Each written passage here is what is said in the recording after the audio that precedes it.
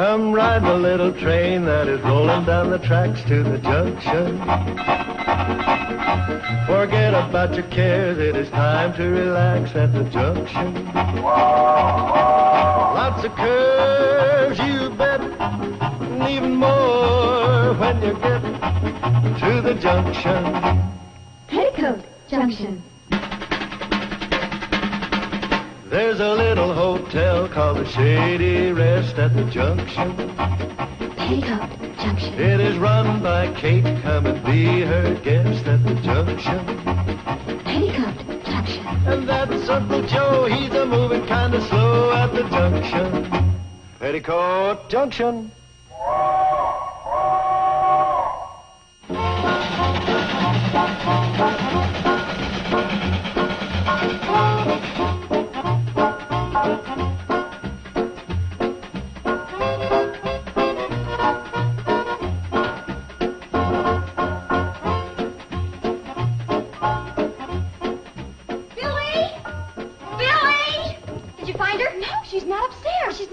Either. Well, maybe Betty found her. She's not outside. Well, maybe she went into town. Without telling us? Oh, Mother wouldn't do that. Oh, she's in the cellar. Why didn't we think of it?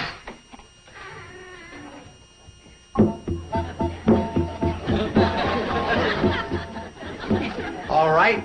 Who hid my Indian? Uncle Joe, we're worried. We can't find Mama.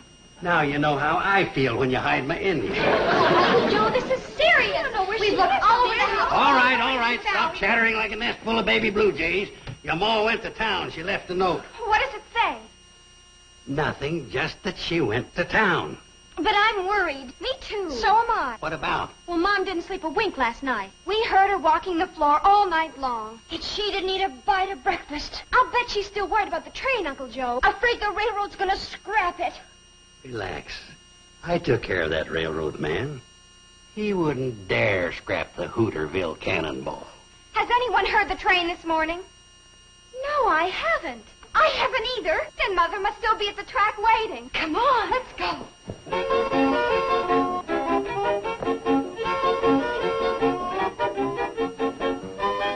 All the mornings for the Cannonball to be late.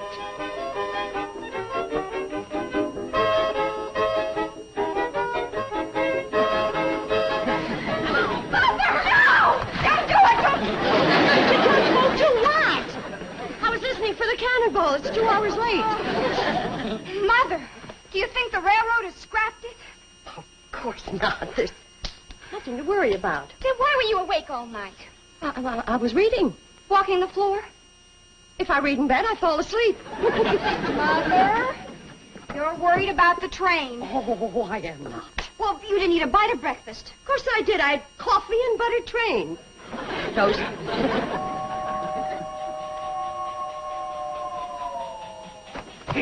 Hey, you sure started a ruckus this morning. Look at Uncle Joe, the Cannonball's still running. Well, of course it's still running. I saw to that. Let's all go up and get some breakfast. Look, I'm going into Hooterville to see Sam Drucker. What about? About the train. He knows the law, and we should be ready in case Mr. Bedloe makes more trouble. I sure sent that Bedloe running back to the main office with his tail between his legs. He wouldn't dare tackle me again. Yeah, but what if somebody higher up in the railroad makes more trouble? We'll bring them on. The bigger they come, the harder they fall. I still feel better talking to Sam. No. You stay here and I'll go. Find the railroad's a man's job. Well, I kind of thought you'd get some of those chores done today. What chores? Well, you've been promising to chop some wood and clean out the chicken yard. All right. I'm fighting the CNFW Railroad single-handed, and she asked me to clean out a chicken yard.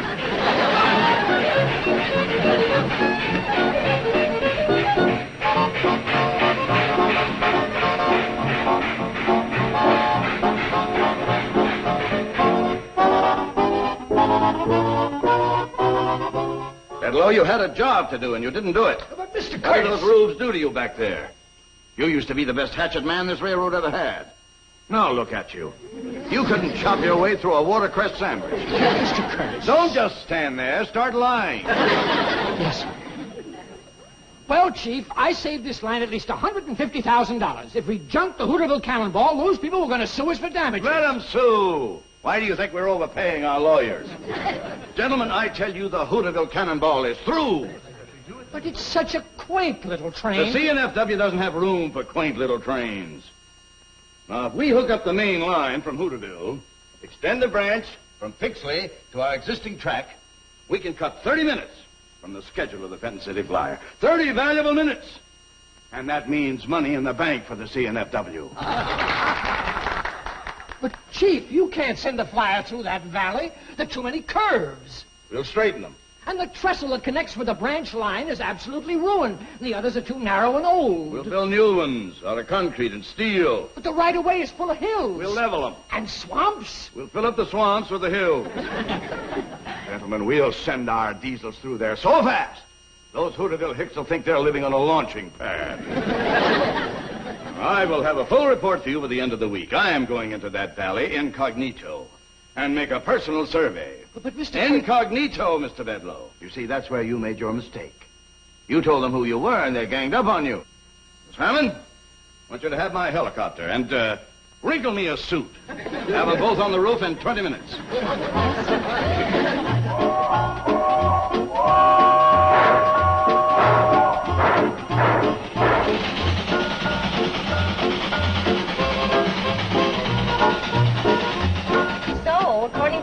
Drucker, all we can do right now is lay low and let the railroad make the next move. Sam's a smart fellow. He says to expect trouble, though, especially from the president.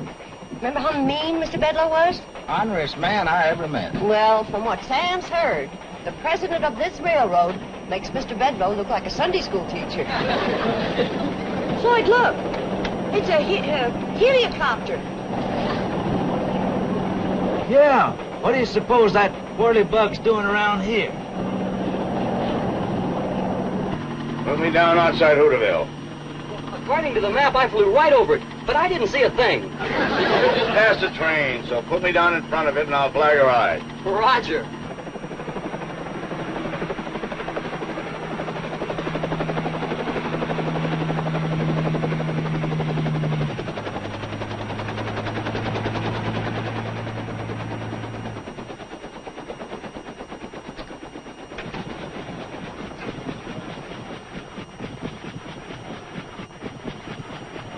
Don't forget now, I'll be waiting at Hooterville, ready to be picked up Friday noon.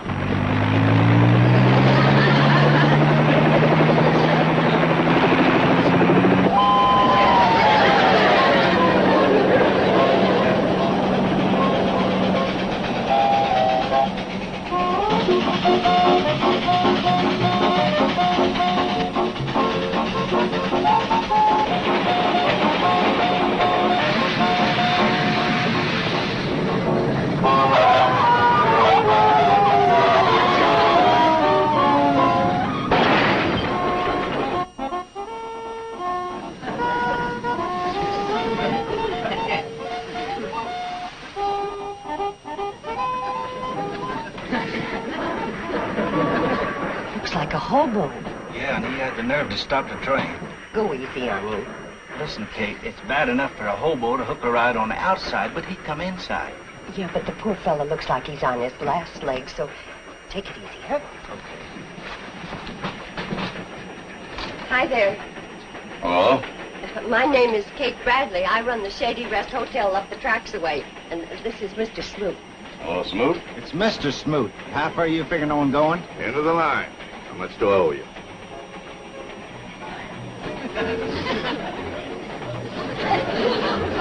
Well, my secretary must not have put any money in these clothes.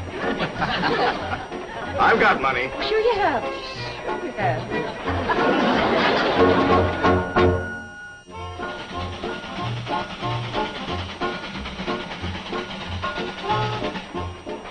I still want to know what the fare is. You wouldn't know what to charge him, would you, Floyd?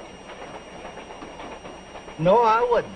We never stopped where we picked you up before. Hi. What's up, Charlie? Oh, nothing. Just come back to check on the hitchhiker. Wait a minute. You're the engineer, aren't you? Yep, sure am. Well, who's running this train? My little girl. What? Betty Jo, my youngest daughter. Runs the train real good, too. Come on, Floyd. We're almost to the trestle. See you later, folks. They let your daughter run this train, a child? She's been running it for years. Has a real steady hand on the throttle.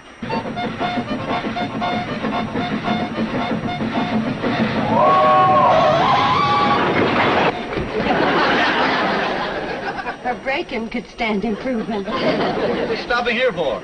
Morgan Creek Trestle. We always stop here this time of the year. Why? Come on, I'll show you. We're going to be here a spell. Well,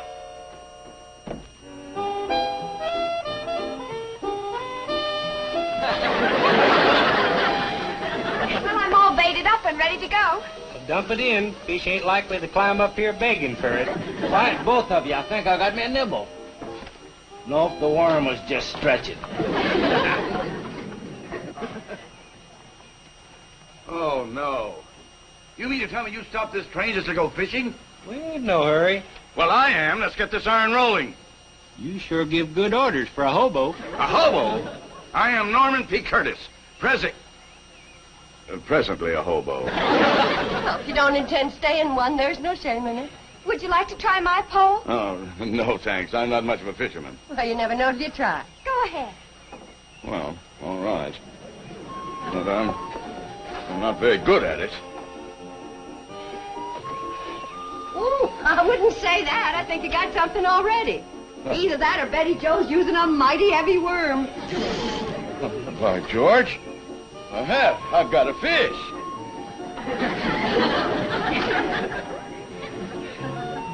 Look. A fish. Isn't that cute? I caught a fish.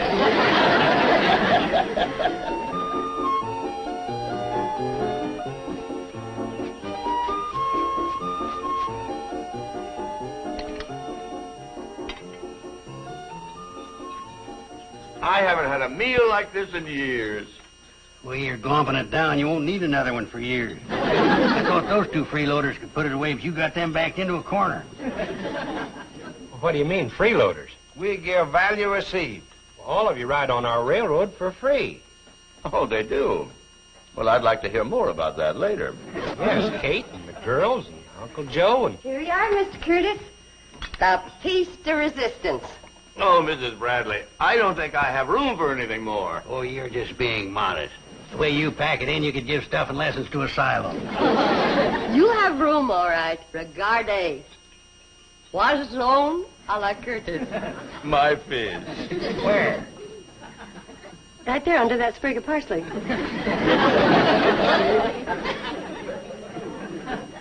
Isn't that something? What'd you call it? Poisson. That's French for fish. I've seen heftier-looking guppies. This one did lose a little in the translation. Mrs. Bradley, I can't remember... Kate? Oh, Kate, thank you. I can't remember when I've tasted such delectable food. I'm certainly going to miss it. Well, why don't you stay for a few more days? Tomorrow we're going to have ribs. Ribs? Oh, I really would like to stay, but no, I must get on to Pixley. Mr. Curtis, we all get down on our luck sometimes, so you don't have to be bashful with us. If it's a question of money, we can work something out. Kate. You're very kind. Maybe I will stay on for a while.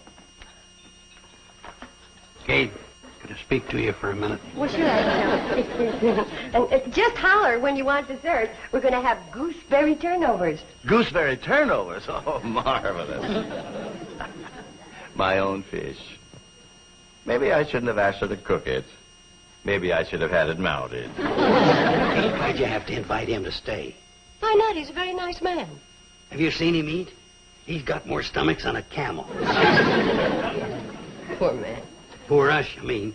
Why, he's had everything but the delphiniums Betty Jo painted on the plate. Uncle Joe, I got a feeling about Norman Curtis. His coat may be frazzled, and he may be coming apart at the seams. But underneath it all... He's a tramp. He's a gentleman. I can tell. And you've got no call to whittle on a man just because he's come on hard times. Well, if he don't stop eating, our hard times are going to be asking his hard times to move over. It's our bounden duty to help him. Anybody can tell he's seen better days. Not better eating days. Kate, You're a mighty poor judge of character. Now, that Norman is a freeloader if I've ever seen one. He's not a freeloader. I ain't seen the color of his money, have you? Well, I'm going to let him work out his keep. He's going to work? Sure. You've got a lot of chores that haven't been tended to. Norman can be your helper. Helper. Oh, well, that's different. Maybe I better go see if that poor fella needs some more food.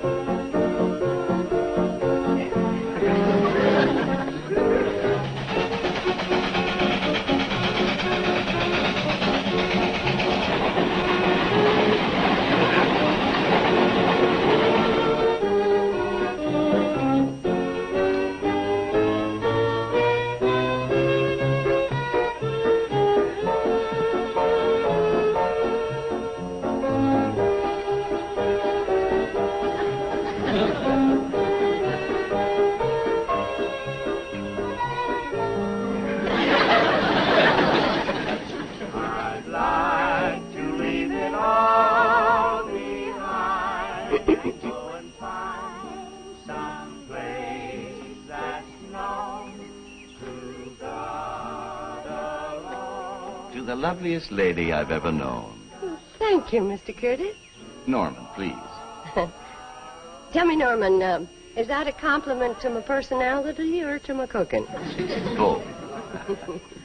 You know, Kate, I think these have been the happiest days of my whole life. Maybe it's because you've been doing something. You have been keeping me busy. I haven't chopped wood in years. But you need a steady job. You're right. And when I leave here tomorrow, I'm going to the main office of the CNFW Railroad. And ask them for a job. Any kind of a job. Oiling, wiping, walking track. Why, with your brain, you could work up in no time. You really think so? Oh, yes, Norman. You got it in you. You set your mind to it, and in 5 or 10 years, you'll go right to the top. I'll be so proud. I'll point at you and I'll say, that's my friend, Norman Curtis, station master. Well, let's not aim our sights too high. Curtis, any special song you'd like to hear? Yes. How about Apple on a Tree? I don't think we know that one. Billy Joe, do we know Apple on a Tree? No. We don't know that one. Oh, that's the finest song you ever heard. Here, give me that thing.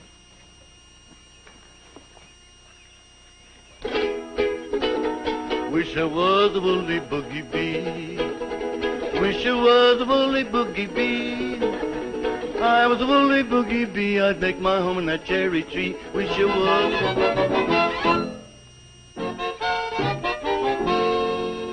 Your president did not fire blank cartridges in Hooterville. I did not permit mawkish sentiment to influence my decision. Well, I'm sorry, Chief. I must have been hypnotized. Well, when do we go back to work up there? On what? Well, like you said, to hook up the branch line with the Fenton City Flyer. What are you talking about, Bedloe? We can't send that flyer through that valley. There are too many curves. But you said we'd straighten. The right-of-way is full of hills. But you said we'd level. And swamps. That's where you said you'd put the hills. Well, there are too many swamps and not enough hills. And furthermore, the main trestle is completely wrecked. All the others are old and narrow. They're good for nothing but fishing. But you said we'd build new ones out of concrete and steel. What's the matter with you, Bedloe? Are you trying to bankrupt this railroad?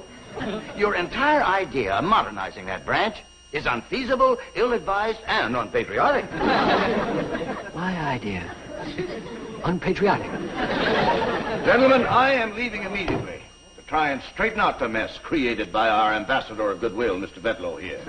I'll have a full report for you by the middle of next week. Or the week after. Well, anyway, I will let you know. Gentlemen, this meeting is adjourned.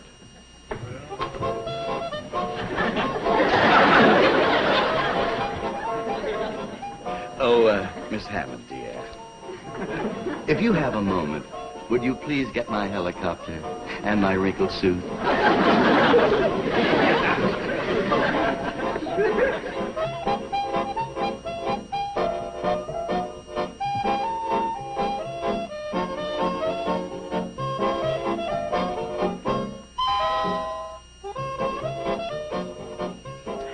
Sure hope Mr. Curtis got that job. What job? At the railroad. Before he left, said he was going to the main office and see about it. Kate, you're the worst judge of character I've ever seen. Nutty Norman is a hobo, born and bred. Those kind of fellas don't want to work. Sure worked hard here, doing your chores. Yeah, I tried to help him make something out of himself. Man just don't take to work the way I do.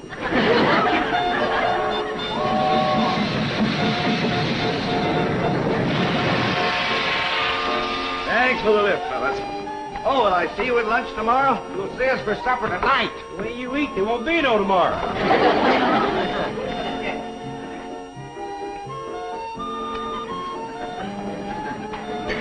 You know something? You're the first man I ever seen could get sparks out of a knife and fork. Now, Uncle Joe, leave him be. He feels bad enough not landing that job. Yeah, it's ruined his appetite. Just as well off not getting in with that CNFW outfit. Yeah, I hear they are all a bunch of nuts. That's the case. Nutty Norman ought to be president. Now, that's enough. I do hear they're awful hard-hearted, especially the president. They say he's a terror. Did you get a good look at him when you was up there? Yes, as a matter of fact, I did. What does he look like? Well, he's a pretty good-looking fella. And rather nice when you get to know him. You're as poor a judge of character as Kate. That skunk's trying to scrap our railroad. Oh, well, wait a minute. It isn't altogether that skunk's fault, the president's fault. As a matter of fact, he wants to save your railroad. He does? Yes, he really does, Kate. But you see, he's accountable to a board of directors. And they are accountable to the stockholders and, well, you know stockholders. Well, when the fiscal year terminates, they want those net profit dividends to be commensurate with... Norman. When you try to talk business, you're pathetic. Stick to eating. That's what you do best. You don't sing bad. Speaking of that, let's all go outside and do some singing. We've got a surprise for you, Mr. Curtis. Oh, really? I wish I was a woolly boogie bee. I wish I was a woolly boogie bee. If I was a woolly boogie bee, I would make my home in that old cherry tree. I wish I was a woolly boogie bee. Yes, doing our song.